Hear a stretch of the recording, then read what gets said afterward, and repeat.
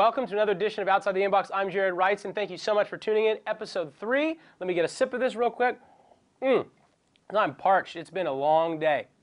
I actually just got this material like 2 minutes ago. But I'm very pleased to announce, I'm going to get right into it, that we have a special guest with us today. So check this out.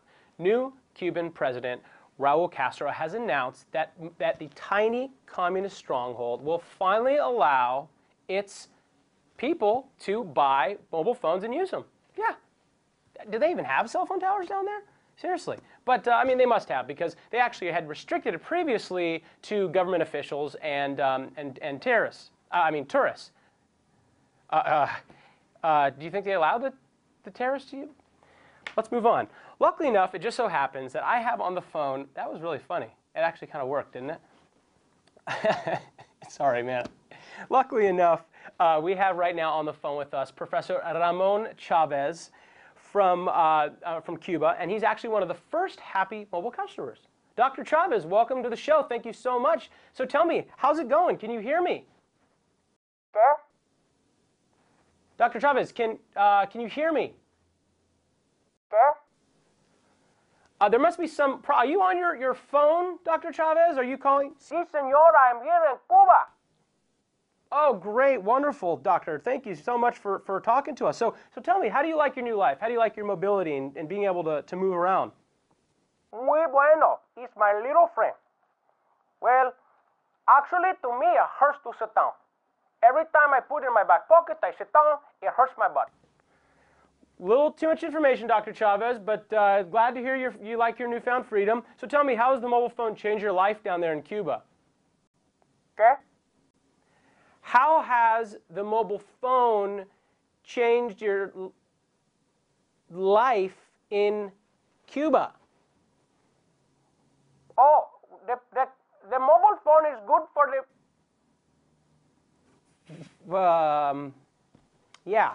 Okay. Why don't we move on to the next story? I started going with an Indian accent there, and the whole thing just got completely thrown off. I got to work on that. I just got this recently. I told you guys that. All right. The hot election to be affected by mobile marketing is not in the United States, Barack Obama. It's in Zimbabwe, baby. That's right. According to Cellular News, reports that political leaders and parties on both sides use SMS campaign messages to diss each other. I'm not kidding you. One popular text message goes like this, and I'm going to read it, and this actually really was a text message. President Robert Mugabe should be sent to farm, while Morgan Tsvangirai should be sent to school, and Simba Makoni be allowed to rule. It's very hard to pronounce their names. That is a true text message, and you know what? Maybe the U.S.-Canada should follow. What do you think? Wouldn't it be interesting? Actually, why don't we do a little study right now? Why don't we find out what it's like in Ralph Nadar's camp, okay, to do a text message, and I'm just going to do it in the form of a rap. What do you guys say? Do you guys want that? Sound good? All right. Why don't you give me a beat here? Let's go. Give me a beat.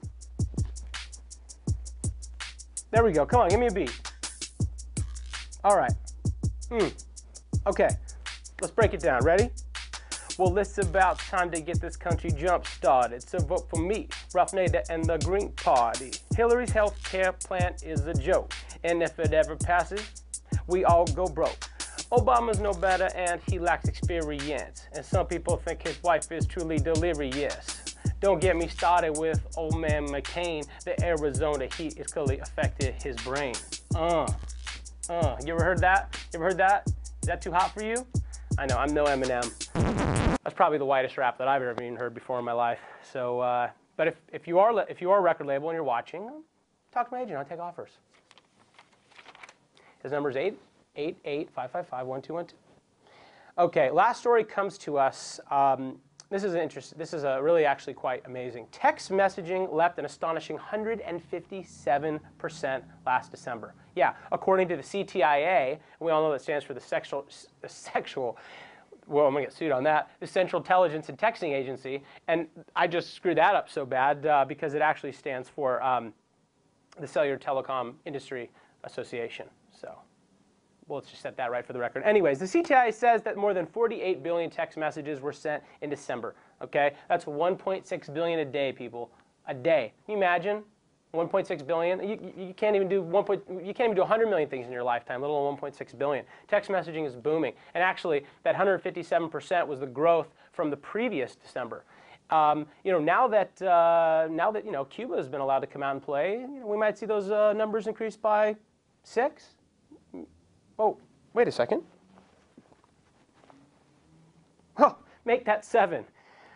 Raul, how? It's good to hear from you.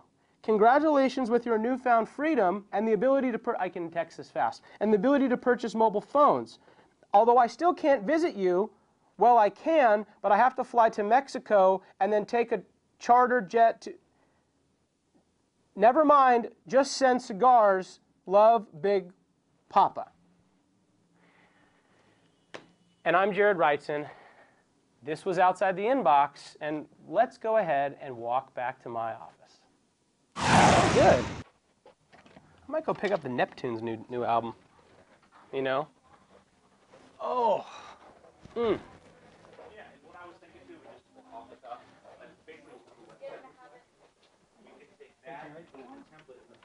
Hello. Hi. What's going on over here? Oh, okay. I didn't know my office was running out. Hi, I'm Jared. Nice to meet you. How you doing? Valerie. Hi, Valerie. Jared Reitzin. Heather. Hi, Heather. How are you? Good. All right. Well, I'm gonna go home for the day. So enjoy my office. There's beer in the fridge. If you want the hard liquor, it's back at my place.